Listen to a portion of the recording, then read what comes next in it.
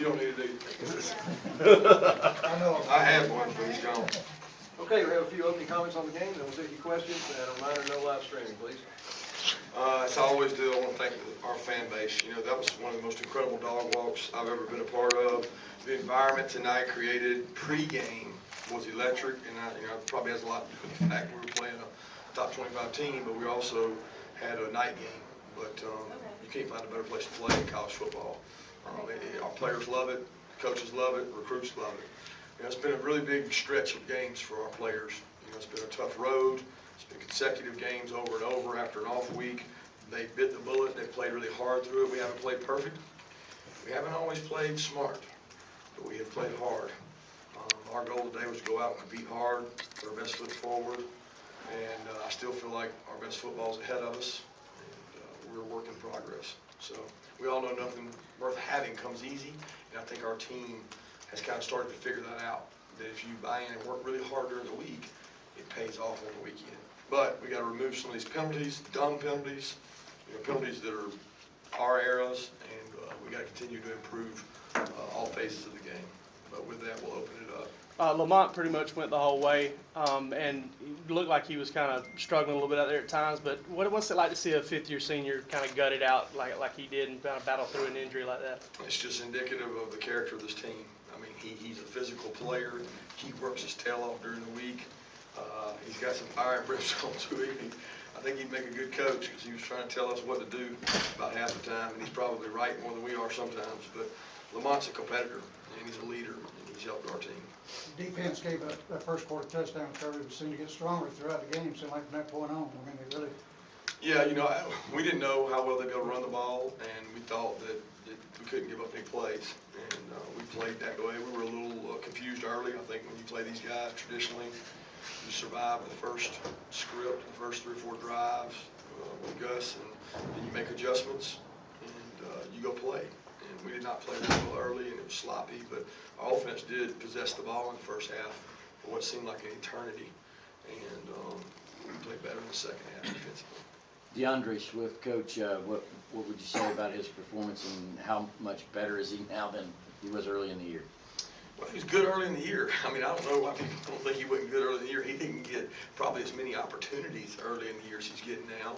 He was dinged up some early, and he also has got an offensive line that's blocking their tail off. I mean, at the end of the day, DeAndre's a really electric, explosive runner. He's really good out of the backfield catching the ball.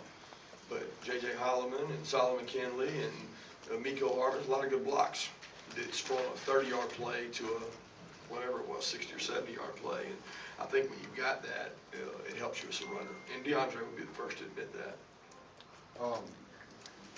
Coach, at the end of the first half there, the touchdown pass to Terry Godwin, I mean, what kind of led y'all to decide to go for it there? I know players said that y'all had worked on that specific play throughout the week, but what kind of led y'all to go for it?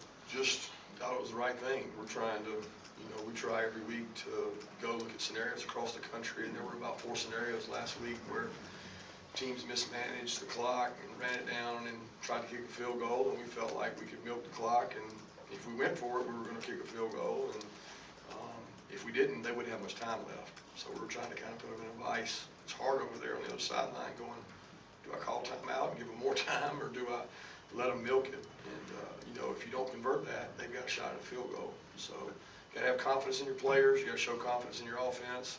And I felt like at that time we needed to score points. And I was looking to get a field goal, but we had a big play. Coach, Terry did a tremendous job. It was a great route. Why the fake field goal in the last few minutes? Why not? Because you had a comfortable lead. Comfortable. What was comfortable? 17. 17 plus 3 is what? 20. And 20 is a what? 3-score game you lose, right? So if the point differential is 3 scores. What good does a field goal do you? It doesn't make it anymore. So if they don't get it, they're backed up, right? So the thought was they're going to take 3 touchdowns to beat us if we get that. If we don't, 3 touchdowns is going to beat us right away. So it's all about point differential and decisions, and we wanted them to have to start backed up. So it was something that was well thought out long before it happened. It was talked about during the drive. Coach, the offense did a good job on the third, and they converted a good number of. Just how key was that for the team tonight to convert that Third downs are huge. I mean, they keep drives alive. What they do is they keep the defensive line getting pounded. You know, so when you sit there and say, all right, they're getting pounded over and over, every third down conversion is more chopping wood. And we continue to do a good job at third down conversions. We got good route runners, we got good pass protectors, and we got quarterbacks who can make plays on third down. I thought that was the difference in the game. 3 of 11, 8 of 14. That's, you say, well, you rushed the ball. Yeah, well, we got to rush the ball because we converted third downs. When it comes to that, going back to that fourth down play, you guys aren't an empty backfield team very often, but it seemed like you had the perfect play call for the perfect time. Did you kind of know what you were going to get when you emptied the backfield there? Well, Jim makes that call. He makes a decision based on what they're going to be in. We're looking for matchups, which everybody in college football is looking for. There's no genius to it. It was a good call, a good throw, a good route, good catch. And, you know, they were trying to stop us. If they stop us there, they may get points. So they were in an aggressive call as well. Kirby, I know you mentioned that y'all have been better defensively, like as the game progressed into the second half. What were you doing better? I know they were doing a lot of screen game and trying to make you tackle in the open field. That's something you've been working on. Just what all did y'all do better? I thought we settled down. I mean, I felt like all week that they were going to come out and do what they did, and we probably, you know, weren't as prepared. There's so much to prepare for when you play Auburn. They have a ton of personnel groupings, a ton of looks. So you spend an enormous amount of time preparing for what you might get a little bit.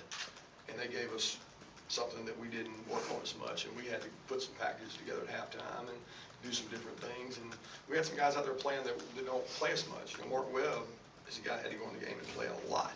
And I thought he played well in the game and helped out.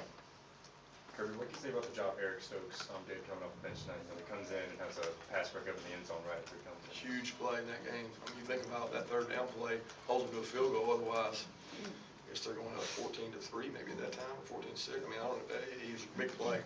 And Eric Stokes is one of the hardest workers on our team. I mean, he's the epitome of team. And the guy hadn't complained, fussed, and all he's done is work. And all he's done is get better. And he'll continue to grow and compete. And Tyson will do the same. Tyson had a tough night, and we've talked a long time about we're going to play the players that play the best. And I still think Tyson Campbell's a really good football player. Do you think that end of the game with Justin will help him? You know, he made a mistake or two. How will that help him in the future? I'll be tremendous. It's all job training. I mean, we wanted to grow the kid, let him play with confidence, let him go out and play, and he did some good things, man. He did some good things in the game. He changed a couple runs that were really good, and he managed the game well up until the shot clock and then the sack, and he knew it. He knew it. Right around me. He said, "My bad, I messed it up," and he'll grow from that. It's the best way to do is learn. First and goal on the goal line. You got 2 more downs. Kirby's been around a lot of good defensive backs. What kind of season is DeAndre having as far as just teams not having a whole lot of success going his direction? Oh, no, he may lead the league in passing interferences. I know that. He's got a lot of those. But he doesn't want to give up a completion. So, DeAndre's a good leader. He leads by example. He works really hard. He's helped the confidence of those other players around him. And he's not afraid. I mean, some guys shy away from the big moment. He wants to cover Terry Slayton. He wants the opportunity to go cover. He'll come to you and tell me, put me on him, coach. I want to go do it. But he's a good player. This is one of those nights where it's big with recruiting. Yeah. So, I mean, I don't know how many kids y'all have. How does this day go because you won? And what are you saying now to the guys? How are you selling Georgia? Well, we don't have to, I mean, Georgia sells itself with the crowd and the fan base. And you look out there and say, I can play in this atmosphere. I can play for championships. I can play in some of the biggest games in college football. I mean, I can get an education at the University of Georgia. It's one of the top 15 in the country. I mean, it's hard to argue with this. For us, it's more about finding the right fit. We want the right kind of players. I mean, I think our fan base just wants rankings. I just want kids that want to be here, that want to win for Georgia, that care about Georgia, that want to get a good education. I mean, think about Andrew Thomas, DeAndre Swift, some of these kids in that sophomore and freshman class that are great students and great players, they're what you want, and you got to go find those diamonds in the rough and go get them. I mean, they're not all 5 stars. We want good people. We want the right kind of people. We want people that can help our team win. What was Kendall Baker dealing with? And I don't know if Kate got banged up. Yeah, I'm not sure Kendall's yet. I mean, I don't have the information on Kendall's. I know he's going to get an MRI. Cade probably could have kept playing. We felt like that Kendall might play better, and we were going to watch Cade early. Cade wouldn't necessarily do anything wrong, but we felt like Kendall would go in and play better. So we made a change there, and Now we gotta find out what's wrong with, Kendall. Coach, what do you think about the red zone, issues tonight? Yeah, and But they're good, man. They're good. I mean, they're big, they're physical. We worked really hard on it. We emphasized it to the team. We had extra red zone periods because we felt like that could be the difference in the game. And it was without the play by Terry in the first half and Jay, you know, that's what you're going into half thinking about. But they're leading the country in it, you know, or second in the country and holding you to field goals. And just got to get better at it. We'll continue to work at it. We did some different things tonight. It just didn't work out. Is it one of those things where when you're in the lower red area like that, where so many guys are in the box, your margin of error is just that much Yeah, but small? everybody's that way. You know what I mean? I mean, you get the red area, you got to bully. Say I'm running it down your throat. Well, who should be good at that? Georgia should. You know what I mean? We should be able to do that. We haven't been able to do that and finish it. We've actually been better at the fades and the throws and the throw Jake makes and the penalty that Justin makes when the guy grabbed him and held him and got an extra set of downs. And the Florida game, I mean, we were throwing the ball down there. We've done that better than what we really are, what our identity is. So we just got to keep working on it. And our staff will do a good job putting packages together. Kirby, you use the term work in progress for this team. Every week. Can you see it? I mean, can you see what the vision of what you need to be to go win an SEC championship in 3 weeks?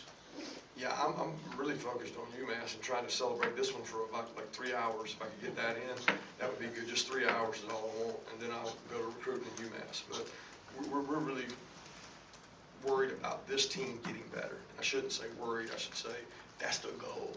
And if the message is clear to them that you've gotten better for 3 straight weeks, you've played pretty good football teams, you just got to keep doing that.